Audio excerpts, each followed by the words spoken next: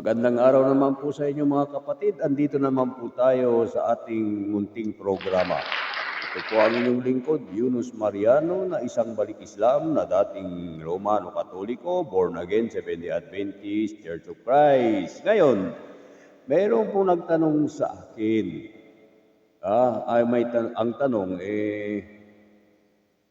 Diyos ba si Jesus? Di tanungin natin ang Biblia.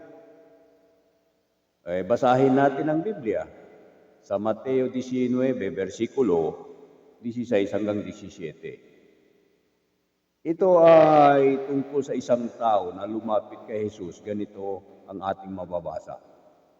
Guro, anong mabuting bagay ang dapat kong gawin upang magkaroon ako ng buhay na walang hanggan?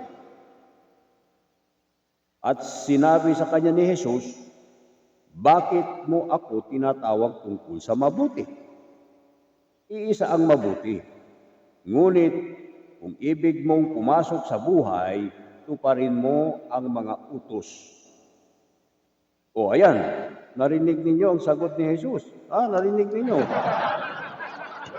Sa lalaking lumapit sa kanya. Ito ngayon ang sagot natin sa nagtanong.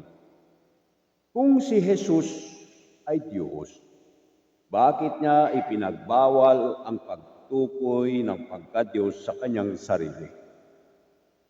Bakit ako tinawag na mabuti?